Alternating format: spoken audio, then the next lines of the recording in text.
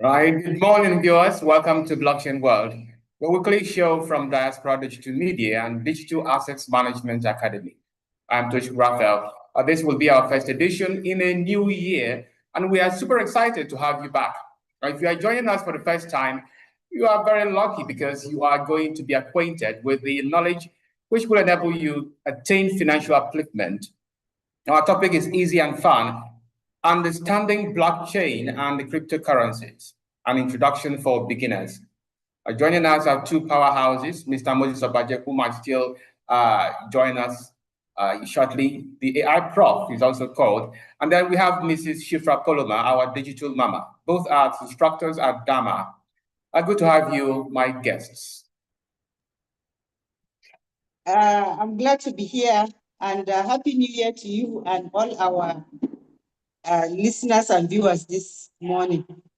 Exactly. Happy New Year, Happy New Year, Happy New Year. I have my always intelligent co-host, Ibrahim Umawase. Ibrahim, welcome and Happy New Year. Thank you very much, Mr. Tochukurafel. Happy New Year to our viewers. Happy New Year, Digital Mama, and everyone. All right, let's get the ball rolling. Now, Digital Mama, we are in a new year. So it is like, and I know that some of the people in the audience might be joining for the first time. So they would like to know what blockchain is all about and then the elements accompanying this concept. So let's start from there. Can you explain the concept of blockchain in simple terms? Okay, Happy New Year to all our viewers this morning. It's morning here where I am. First of all, we want to start afresh this year for the benefit of those joining us for the year 2026, and then to refreshing the memory of those that have been with us in the last year throughout our presentation. So basically, what is blockchain?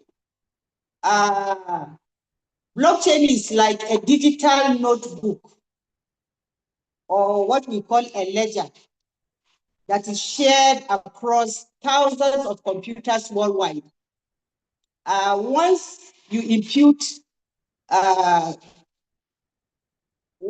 write in that notebook, it cannot be erased or changed. And everyone that sees it, everyone can see it, but no single person has control over it. That is in simple terms. Some simple visuals to understand about how the blockchain connects is this. What is cryptocurrency? Cryptocurrency is a digital money that uses the blockchain technology. It is like email for money. You know, with email, we no longer write letters, go and post them in the post office. But in this guise, it is like digital money that uses, it's like money for email for money. You can send it directly to anyone, anywhere in the world without needing a bank. In simple terms, that is what blockchain is and digital currency. Thank you. Cryptocurrency. Very much, Ma. I would like to chip in because, you know, the concept of blockchain, if not fully understood, is kind of confusing. How is blockchain different from a normal database or bank ledger? I heard you talk about that bank ledger. Yeah. Can you repeat the question again? Yes, I say, how is blockchain different from normal database or bank ledger? Okay, blockchain is different from normal ledger. Database, yes, and ledger. Database ledger, in the sense that blockchain is more of, you know, is a set of computers that work, that are, anytime you add, you write, it builds on a block. So it's like a building. Once you put one block, you add another block, it's a chain. So that is why we call it blockchain. And so the ledger keeps records of every transaction plainly, as using the timestamp when that transaction was performed. It's always there, and it's like for eternity. All right, let's go to cryptocurrencies. It is also a relatively new term. What does it mean, and how does it relate to blockchain? Cryptocurrency, like I said earlier, is digital money. It's just like when you write letter in those days. Now we no longer write letters, but we send emails. And you know, when we send emails, they are instantly sent to whoever the beneficiary is. The same thing with cryptocurrency, is digital money. In this, guys, we can say it is email for money. Like money that is digitalized, that is not physical, unlike fiat that we can see. And this money, you can send it to anybody, anywhere in the world that accepts it as a means of exchange. It's quite different from the traditional fiat that we have. In the course of fiat, you have to go to, you just have to perform a transaction. You have to go to the bank, or sometimes even if it is from your app, and then it goes through an intermediary. But in this, guys, it's like you are the owner of your bank. And so whatever digital money that you have, you send it directly to the beneficiary wherever it is in the world, and it is recorded as a transaction. Like today, it's like they are giving power to, back to us. Our funds are not in a centralized place, being controlled by an intermediary. But this time around, you own what you have, and you have the wherewithal, the capacity to, to send it to whoever without any restrictions from anybody, no matter how large. So you do not depend on an intermediary. The transaction is between you and the recipient. But why should cryptocurrencies arise? That is, in side by side with fiat. What advantage, what authority does it have over fiat? The authority that it has over fiat. We know the traditional system that we have, which is fiat. You don't control what you have. The fiat came about as a result of it's being controlled by governments or the central banks, you understand? And then there are physical structures that you have to go and do a lot of, the rigors entails a lot. You have to sometimes sign a check, or you go to the banking hall in those days, but of recent you can do it from your app. But then you don't have control over whatever it is that you have, whatever funds you have deposited in the bank. Whereas in the cryptocurrency, it is a decentralized setting whereby it gives you ownership, so that you do not depend on any bank or any government or any intermediary at all holding your assets, that you have to seek like permission to be able to, perform a transaction or send whatever it is that you have to anybody. You own what you have in what we call a wallet. So it's like Thank giving you. the people power back to us. And at the same time, it reaches the unbanked. There's no limitation to what we have in the centralized system. You understand? In a decentralized system, you own what you have. It is with you. And you decide how you're going to do the transaction without anybody, any hindrance at all, as long as there's internet. Interesting. Thank you for this response, our digital mama. One of the things that I keep wondering about cryptocurrency and blockchain is how does it have value? In the traditional concept of money from the bartering system is that I will exchange something agreed by the people centrally for another thing. So about cryptocurrency, how does it have value if they are not backed by government or anybody? How does it gain its value? Okay, and like I said, cryptocurrency gains value by adoption. The more people know about the asset that any cryptocurrency asset, the more people believe in it. Why? Because number one, it is decentralized. Number two, there's transparency. And then it is immutable, meaning once a record is imputed, it cannot be changed.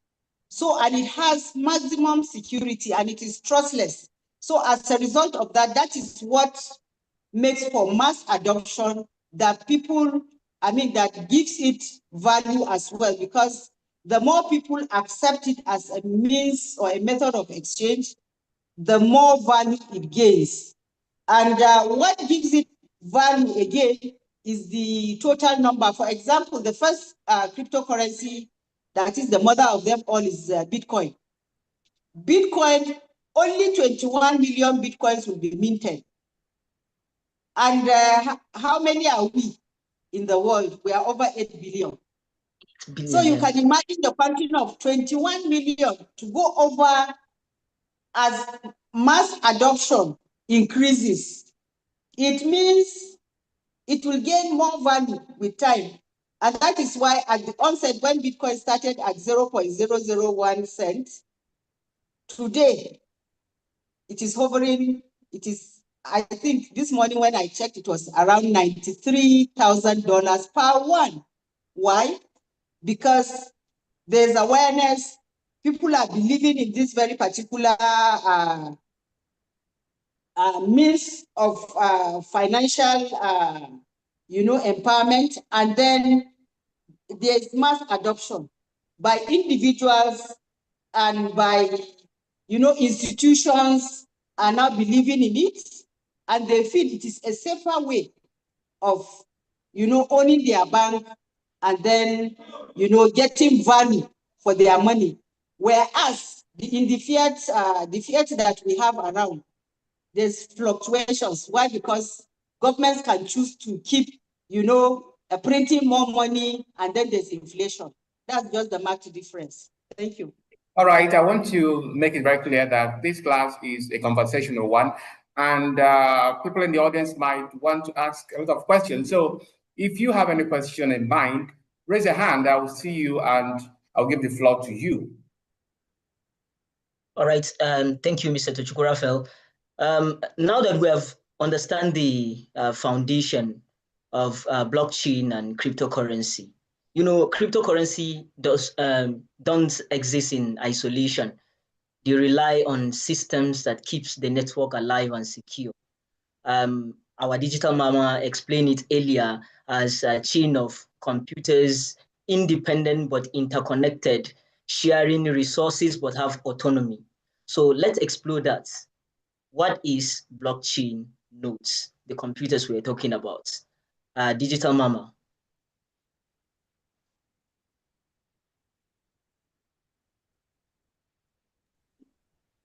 Mute yourself.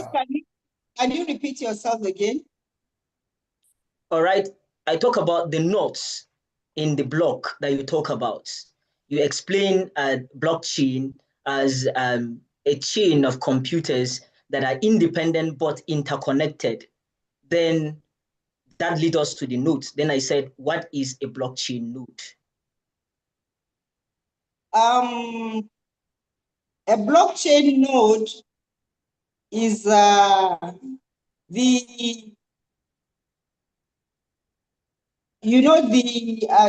transaction that you do, because the blockchain actually what it does is it keeps a record. Whatever that is imputed, the computers have to agree. And once they agree, then the node is formed. It means all of them have agreed to that transaction. So there's agreement.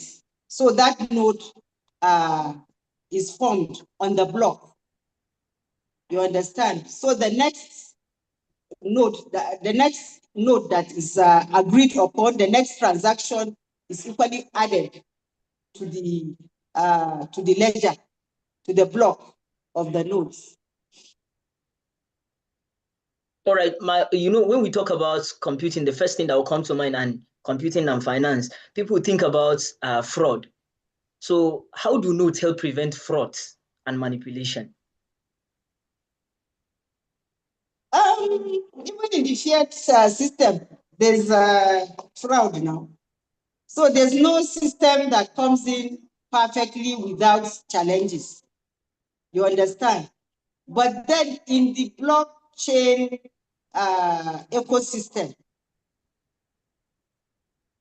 until you give out your either password or you are careless, that's when somebody can defraud you or a scammer can hack your account. You understand? So obviously, in the blockchain ecosystem, once you come on board with the right information and the right knowledge, you will be able to safeguard whatever assets that you have. In the course of safeguarding your passwords, your seed phrase, even your app, you get adequate knowledge as to how to safely keep them, to keep them safe, using a diary that only you has access to, and then as much as possible, not to, we give knowledge that people should avoid clicking on phishing sites, meaning unsolicited messages that gets to your phone or to your app that you see, you just click anyhow. Then you are now giving room for any either scammer or anybody that is fraudulent to get across to what you have.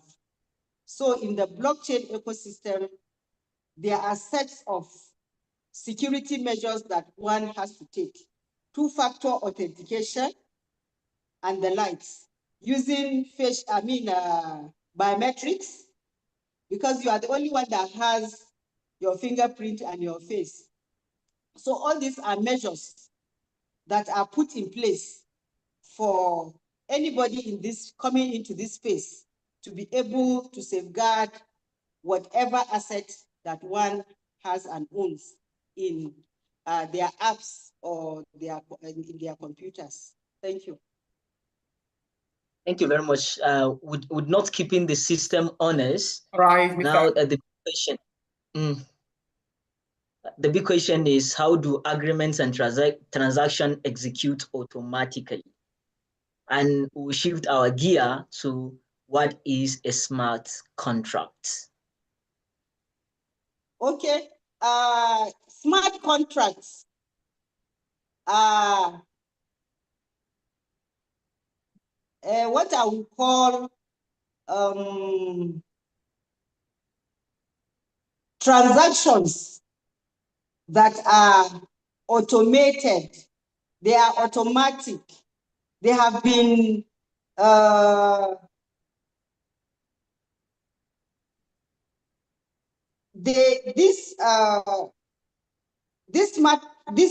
we have smart contracts, it means this are self-running agreements that have been imputed, and I'll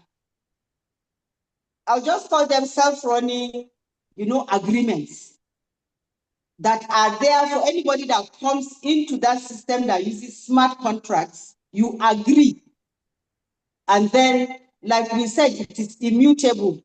That's whatever agreement that has been done, nobody can change it. So thousands of agreements happen like that are executed on smart contracts, meaning that it is self-running agreements between whoever it is that adds to those nodes or imputes, agrees to the terms that are on that very particular agreement. Is an agreement. Thank you. But let us hear from Mr. Paul Elomba. Mr. Paul Elomba, the floor is yours now. Okay, thank you very much for allowing me to speak. Thank you very much. I want to add to two things. That is, first of all, this issue of smart contract. I want to add to what Digital Mama has just said. The only thing I want to add there is that is smart contract, a kind of self-executing protocol. That is, the system is already set up with codes. So all you need to do is you meet certain terms and it will execute automatically, no matter who is there. That is, if it is me, for instance, and I want to do business with you, the host, you being there, the protocol is already set. So once I come and put the required information that I need to put there, and then I will trigger it, the transaction will execute.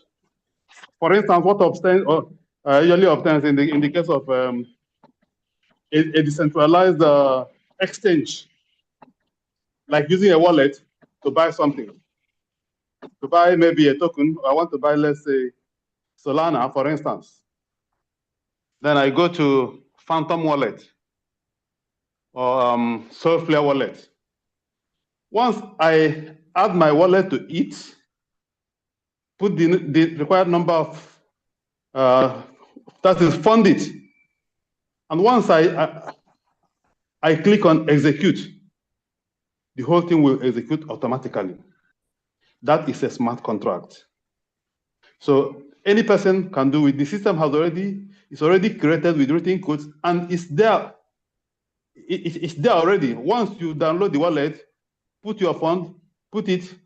You want to do any transaction, you trigger it. It will execute. So let's say, for instance, I know you are in Oka, for instance, and I'm in London. And then you have a land in Oka that you want to sell for me, and I want to buy. And so I send somebody, the person now go and check for me the land, and they say that the land is okay. And I want to buy, but I don't want to give anybody money to buy for me, because maybe I don't trust the person, or I don't see any person I trust. But for one reason or the other, I say I must pay by myself. All I need to do is we can use smart contract and do the whole transaction. You get your wallet, you give me your wallet, I take it, and I go to that smart contract protocol. I add your wallet there, add my own, and then move the money. Let's say we agreed for 10,000 pounds, or $10,000, or 10 million naira. Then I'll go and use Solana worth of 10 million naira, or Solana worth of 10,000 pounds. Move it from my wallet. That is, I connect the wallet and my own wallet. Once I click execute, it will execute automatically, and that value will transfer into your wallet automatically. That's a smart contract has taken place. So it's very easy, simple, and all these things that I just described now can happen within 10 seconds. Very fast, safe, and secure. So that is how the smart contract works. Then another thing I want to add is concerning your previous question, where you say, can a node, can there be fraudsters when it comes to a node doing their task? In that instance, it will be difficult for a fraud to take place when it comes to node. This is because these nodes, like you had Digital Mama said, they are protocols, computers from different parts of the world added. They are serving as, they are the people, they are the system that allows that transaction to take place, or for a complete block to take place. For example, when somebody tries to buy a Bitcoin, for instance, all the nodes, that is all the computers linked to it from the whole world, will agree for a complete block to add. That's where your transaction now go through. Now, for one person, for somebody to come and hack that transaction or hack into the system and disrupt that process, that means the person must have to overcome all those computers linked to it from the whole parts of the world to be able to hack it. Now think about it. Do you think that is easy and possible? It is not. Well, yeah, the probability is very, very low for someone to override all these protocols, although these computers that are serving as nodes that have been linked to different parts of the world, from different parts of the world. That is why we all say that blockchain is very safe and secured for anyone to do transactions there, because it is very difficult for one to hack the whole system. Like you've had, the only thing that can be hacked, as this time I just explained, is only if an individual allow his wallet, personal wallet, to be overtaken by fraudsters. But as for the system is I can say 99.9999% safe. You see the whole system, but the individual wallet can be hacked and taken. But the system is very, very safe. Thank you very much. Well, thank you, Mr. Elumba, Paul Elumba. We're still expecting more questions or contributions from the audience. If you have more questions, throw them in so that our guests will do justice to them. Now, I would like to ask our digital mama, as people who are new in the system, there are certain terminologies that they might not understand. When you were talking initially, you mentioned the key phrase. Some people might not know what that means. So I would like you to, highlight the basic terms in this blockchain. You have mentioned some of them. You have mentioned blockchain, you have mentioned cryptocurrencies. Are there other elements or terms that people who are new into the system should understand or should have at their fingertips, so that these will enable them to browse through the cryptocurrency world? Definitely. Number one, there are so many terminologies, yes, that for a beginner will be able to, is supposed to have to learn or to know or to get conversant with. For example, one has to know what a wallet is. A wallet is a digital bank. Is like your own digital bank account. And normally, there are applications, different types. We have something like Trust Wallet, Token Pocket, SafePal, and a host of others that are your digital, where you keep your digital, you download them on your app, on your phone, and then the wallets are now your digital bank account. We have what we call wallets and cold wallets. Online hot wallets are online convenient wallets, meaning you have to be online to be able to, perform these transactions, like I said, MetaMask and their likes. We have what we call cold wallets. These are normally offline, and they are like, I would call them super safe because they are like a hardware. We have Razor and others that you keep safe, meaning they are not like online on your system or on your device. And then, like I said earlier, some examples of this. Another thing that a newbie ought to understand is we have what we call exchanges. It is these exchanges that are centralized. Because, for example, if I want to buy maybe Bitcoin, and they will not accept my Naira, it means I have to go to a centralized exchange to be able to convert my Naira or to swap my Naira to a digital asset like maybe USDC or USDT, which is a stable coin, for me to be able to Bitcoin or any other cryptocurrency are available. These centralized exchanges house liquidity, meaning they house the funds that anytime anybody comes to make an exchange, the exchange is smooth and available.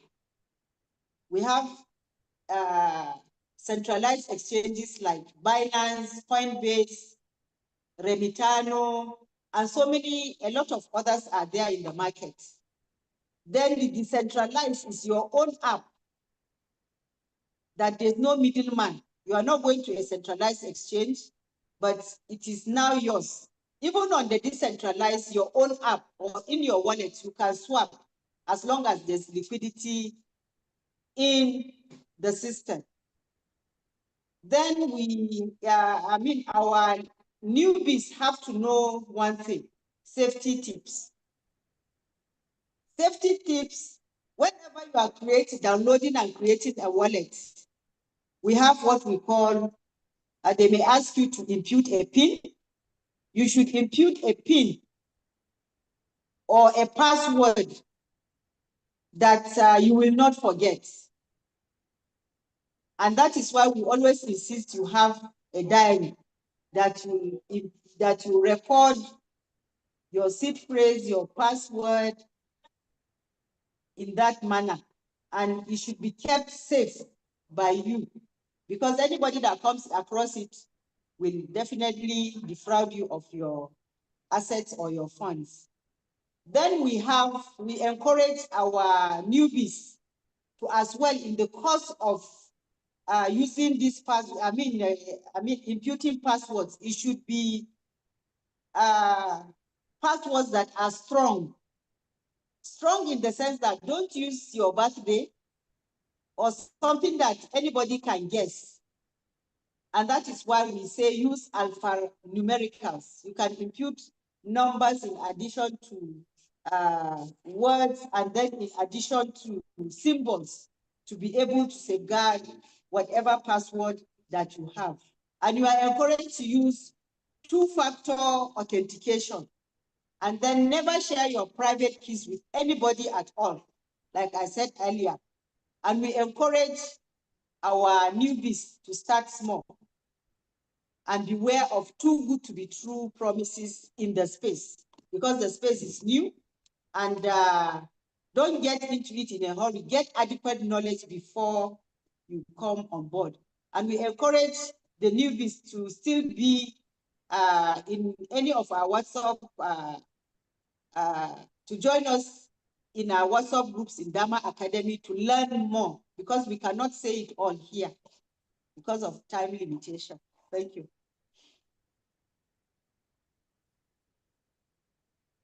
Unmute yourself, Mr. Chukwurafel. You're muted. We have Olalekan Kola, whose hand is raised. Kola, the floor is yours. You can speak now. Yeah, hello, good morning. Good morning. On your camera, if possible. Okay, yeah. Anyway, I just joined the platform, so I understand you are talking about. Let me on my camera, maybe. I'm just quiet resting. So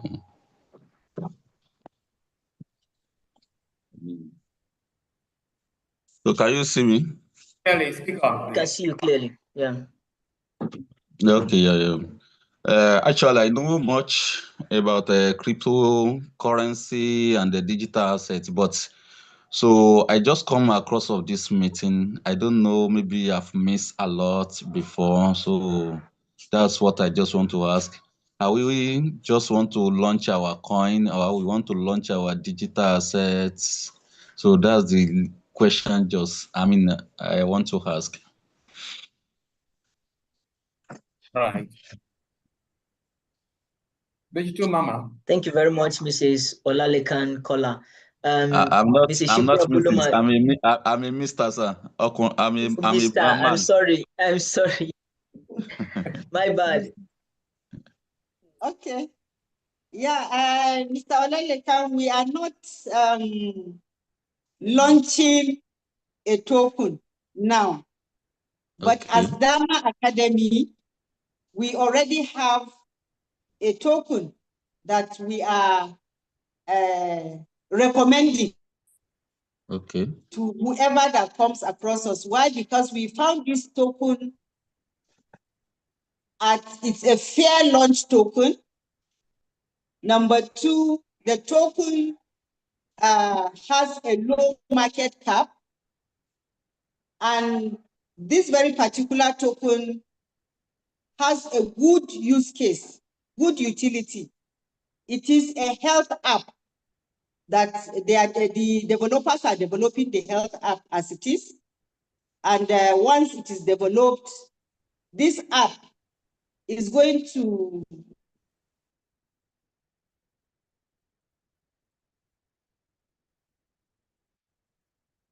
We can't hear you anymore.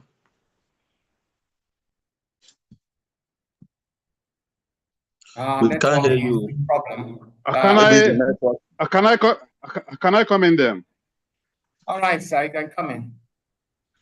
Okay. I think my name is Paul Elumba LOP, and I think can do very well. They have potential for growth that we are recommending to our students. And one of the prominent ones is this one that she is talking about, that the developers are building a health app that will be used to scan the human body.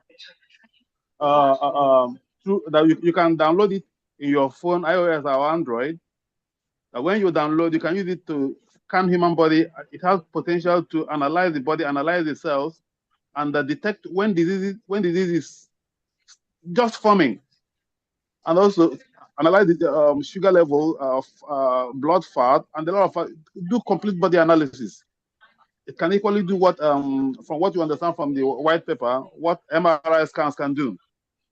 Yeah. However, the catch in this app that we saw is that before you can use that app, these people have a token that you must buy that token, input it into your app to activate that app for it to start running.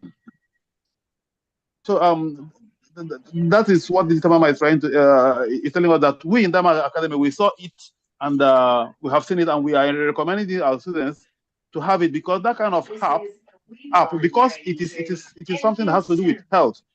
We have seen it as something that have potential to draw global attention, so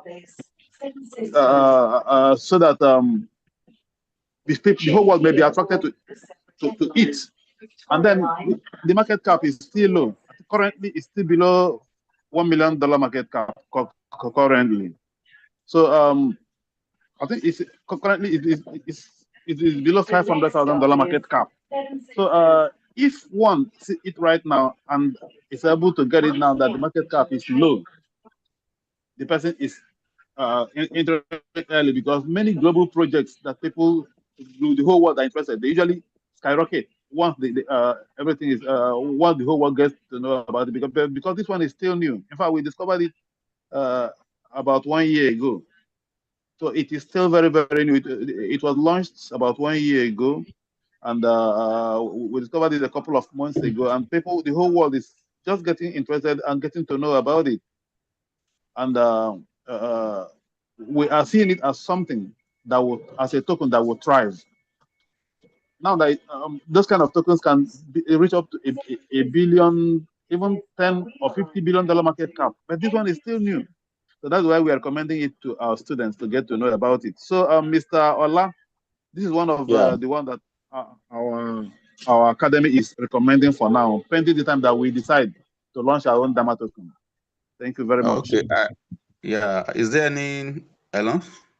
Yeah. Hello. Yeah. Hello. So is there any platform, maybe WhatsApp group or Telegram group, so that I can join so that we can get the information and the name of the token? Yeah. Okay. The name of the token is Body Scan AI, but it's using artificial intelligence. It should use artificial intelligence to analyze what you have just said. So the name of that token is Body Scan AI. That's the name of the token, and we will drop the contract address here, and also our Dama Academy group, WhatsApp group, so that any person that is listening to us that want to join the group can join for more interaction and for more questions. Yes. Yes. Yeah. Okay. I will drop it now. I will drop it. Yeah. All right. Thank you very much, Mr. Elumba, for that elaboration. The next stop is Bruce I would like to, Mrs. Shifra Paloma, are you with us? Sorry, my network is. Okay, I would like to ask two questions because this edition is for mainly beginners. So some of the things that people are saying, they might not be understanding. You talk about market capitalization, you talk about token coins. So first of all, differentiate between tokens and coins. And then tell us the meaning of market cap. Okay. A coin, the difference between a token and a coin. This is a Waterline train to Enfield Town. Their own network. For example, they have their own native blockchain.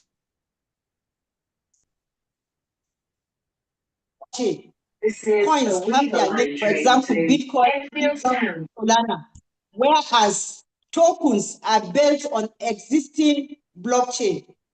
That is why we have the body scan that we are recommending to our viewers and listeners and others.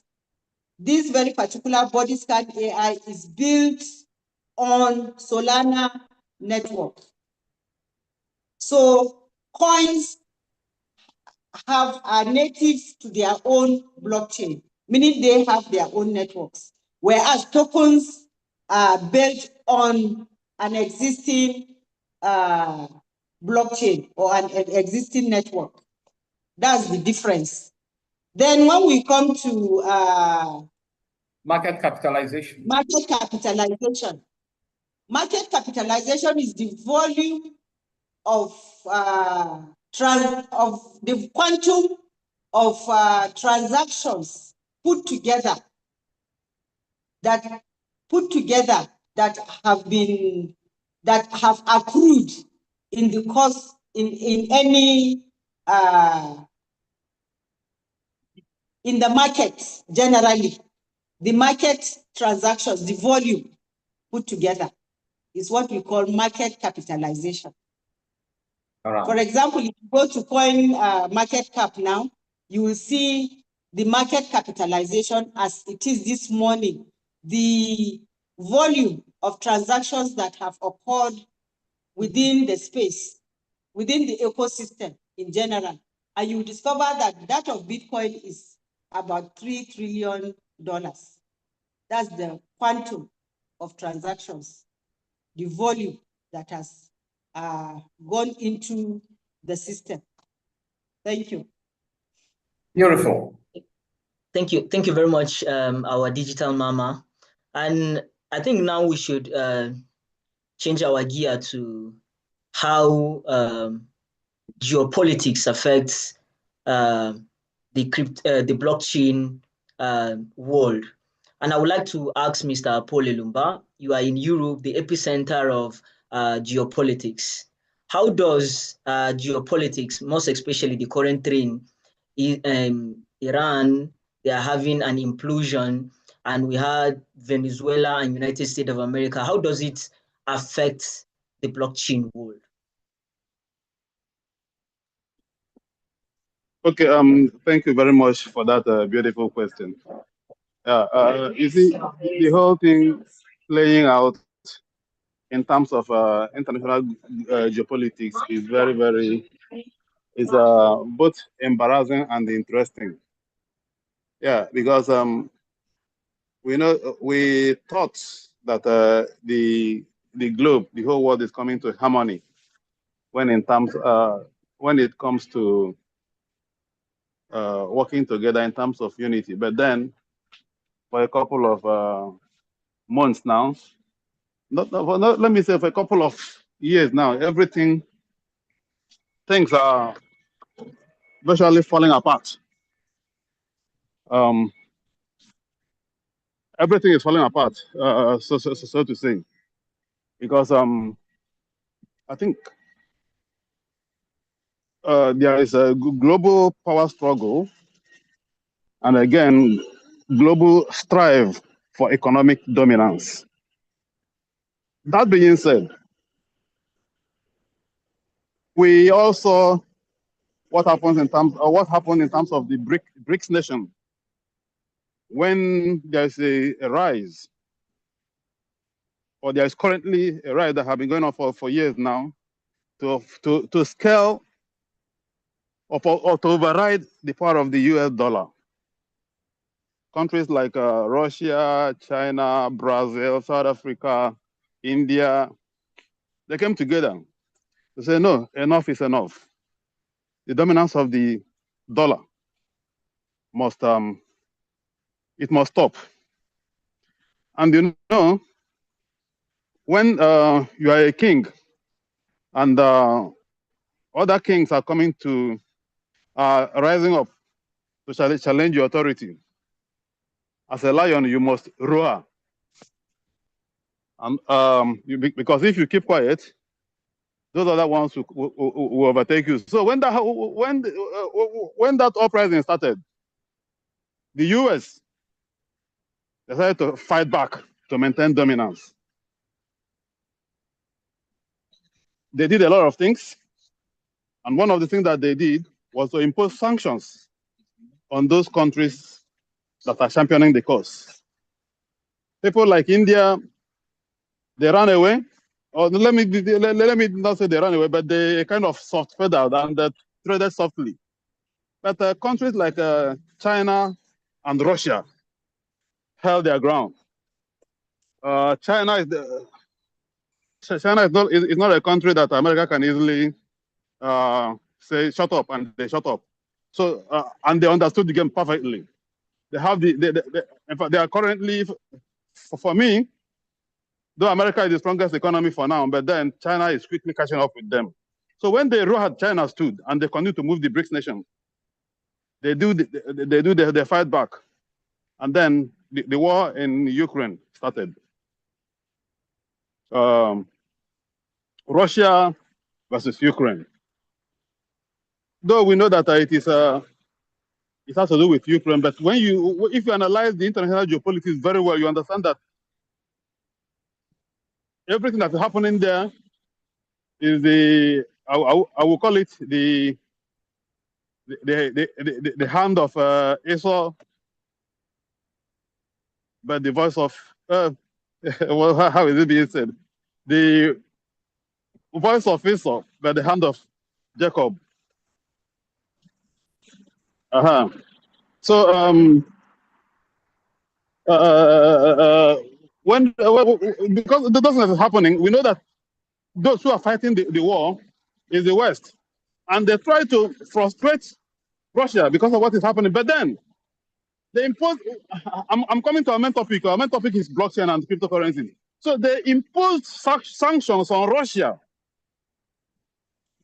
but Russia didn't fall. Why? Because of cryptocurrencies. The same thing applies to Iran too. Sanctions against them. Look at Venezuela, whose president was recently picked by Trump like a chicken in the next, in its nest. They are equally were able to stand for the past few years because of Bitcoin and cryptocurrencies. Yeah, despite numerous sanctions upon sanctions against Venezuela, against Iran, against Russia, they keep doing the international transactions. Why? Because they call the bluff of SWIFT, and they moved over to blockchain, Bitcoin, and started to run their transactions on blockchain. They pay if China wants oil from Venezuela, they pay them with their Bitcoin. Any person that wants to buy anything from Russia, they pay them with their Bitcoin. With Bitcoin, Iran too, they transacted with Bitcoin. They are supplying oil with Bitcoin. So, like I said, the whole thing is interesting because if it were the time that transactions are done internationally with fiat currencies, with dollar, with America will have been able to monitor sales easily and then find those countries that are buying the oil and everything. But then they couldn't. That's because of Bitcoin and cryptocurrencies. And then when America saw that their sanctions are not working, they decided to go all-out attack and then start to attack the oil that are carrying tankers in the ocean. They busted a lot of tankers ferrying oil from Venezuela, and eventually, as we can see, picked their president like a chicken. So these some of the things happening around the globe. I wouldn't want to, though people may have different opinions when it comes to these international politics. Maybe some people may have a soft spot for some countries. Maybe they may support those who support Trump and those who are against Trump. But then I want to let everyone know, in my own opinion, that everything is just all about economics and dominance. Every country wants to be number one. So for those who understand what is playing out, they already know that everything is all about economics and economic dominance. Because nobody wants to be number one, and nobody wants to be remote controlled by any nation. Every country wants to be really independent and be able to channel their course as a country, of which it doesn't go well. It doesn't go down well with some superpowers, but that is what real independence is all about. But then with blockchain and cryptocurrencies, Bitcoin, and the other altcoins like Solana, Bodyscan AI, Ethereum, and every other thing is enabling small countries that are upcoming to be able to do transactions without restriction, without obstruction from any kind of superpower at all. That is my contribution. Thank you very much. Thank you very much, sir, for this wonderful contribution. And for context, for some of us here that are not familiar with geopolitics, I would like to put this as a context. The game of geopolitics is not a game of morality, as he rightly highlighted. It is a game of interest, and anyone who controls financially dominates the world. So that's why it's so important for us to have economic independence, not just as a country, but as individuals. And blockchain brings that opportunity for us to have that economic independence. You know, in the world, we have three tiers of dominance in the world, three tiers of countries. The first tiers of countries are those we call the superpowers. These comprise of United States of America, Russia, and China. The three of them, they don't need support or alliance from any other person. They are intrinsically independent in themselves. Then we have the second tier of countries. These are countries who need alliance with other countries to stay as a whole. Then we have third tier. The difference between the second tier of countries and the third tier of countries is that this second tier have choice in who they want to align with, while the third tier doesn't have any choice on which country they are going to align with because of their history, their culture, and their politics. And when you are in tier 3, it doesn't signify that you are a weak country, because a lot of great countries are in this tier 3. Countries like in Europe, Canada, because of their history with the United States, they can never side with the Eastern Bloc. They must stay with the Western Bloc. Countries like Iran, Pakistan, and a lot of countries in the Middle East are in the tier 2. They have choice of who to side with. Siding with the United States of America means you have access to the global market, and having siding with Russia means you have more supremacy. Not supremacy, I mean you have more independence to choose what you want to do. So with that, I think I would hand my mic to my co-host, Mr. Tochukwu-Raphael. Mr. Tochukwu-Raphael, we're running out of time. We have got, it is already 12, a minute after 12. So we are a minute, late. All right. Thank you very much, Mrs. Shifra Poloma, our special guest. And of course, Mr. Paul Lumba.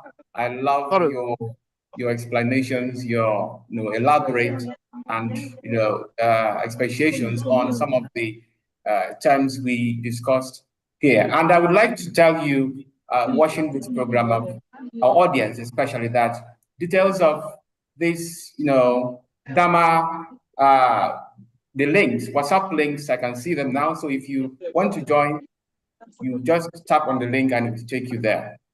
All right, we have to call it a day. We're going to bring this program again next week, fresh, with a fresh topic. I am Tochukwu-Raphael. You're watching Blockchain World. See you next time for a special edition.